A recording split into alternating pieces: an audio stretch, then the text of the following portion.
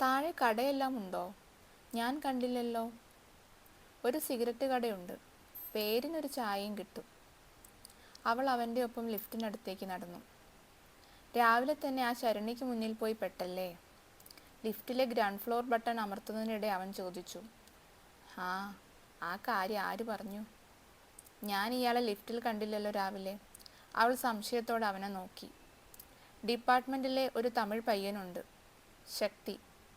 മച്ചി, ഇന്നേക്ക് കാലയിലെ സമ്മ ഫൺ എന്ന് പറഞ്ഞ് ലിഫ്റ്റിലെ കഥ അവൻ ഇവിടെ എല്ലാവരോടും പറഞ്ഞു.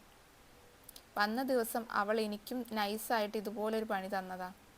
അതുകൊണ്ട് തൻ്റെ സുഖവിവരം ഒന്ന് അന്വേഷിച്ചു കളയാമെന്ന് കരുതി. അവൻ കളിയാക്കിയ പോലെ ഒന്ന് ചിരിച്ചു. എനിക്ക് അവളെ ഇഷ്ടമായില്ല. അതിഥി പരിഭവപ്പെട്ടു. എനിക്കും. സാരമില്ല, ഒരു ദിവസം അവളെ നമ്മുടെ കയ്യിൽ കിട്ടും. അന്ന് നല്ലോണം അപമാനിച്ചു വിടാം. എന്തു പറയുന്നു? ഡീൽ. ആഹാ, ഒരാളെ ഉപദ്രവിക്കുന്ന കാര്യം പറയുമ്പോൾ എന്താ സന്തോഷം അല്ലേ? രണ്ടുപേരും പരസ്പരം നോക്കി പൊട്ടിച്ചിരിച്ചു. പോകുന്നതിനു മുൻപേ ആദ്യം ഗ്രാഫിക് ഡിപ്പാർട്ട്മെൻറ്റിലെ അവൻ്റെ സുഹൃത്തുക്കളെ അവൾക്ക് പരിചയപ്പെടുത്തി. എല്ലാ സംസ്ഥാനത്തു നിന്നുമുള്ള ആളുകളുണ്ട് അവിടെ. അവളുടെ ലിഫ്റ്റ് കഥ ഡെസ്കിൽ പാട്ടാക്കിയ ശക്തിയുമായി അവൾ പെട്ടെന്ന് കമ്പനിയായി. ആദ്യം ഇവിടെ ജോയിൻ ചെയ്തിട്ട് 3 മാസത്തോളമായി. ഓഫീസിനടുത്ത് കൂട്ടുകാരുമായി ഫ്ലാറ്റ് എടുത്താണ് താമസം.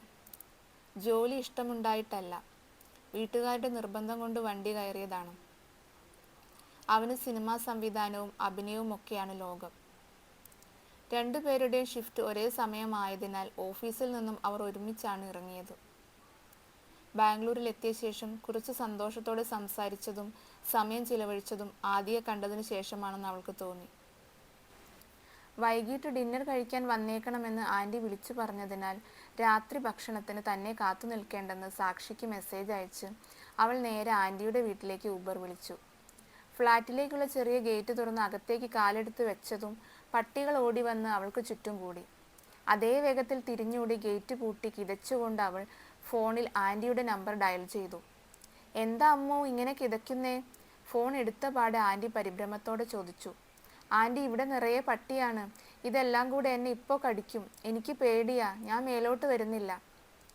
അത് ഈ കിടന്ന് കുരയ്ക്കത്തേ ഉള്ളൂ, കടിക്കില്ല. ഒരു കാര്യം ചെയ്യ്, നീ അവിടെ നിൽക്ക്, ഞാൻ താഴോട്ട് വരാം.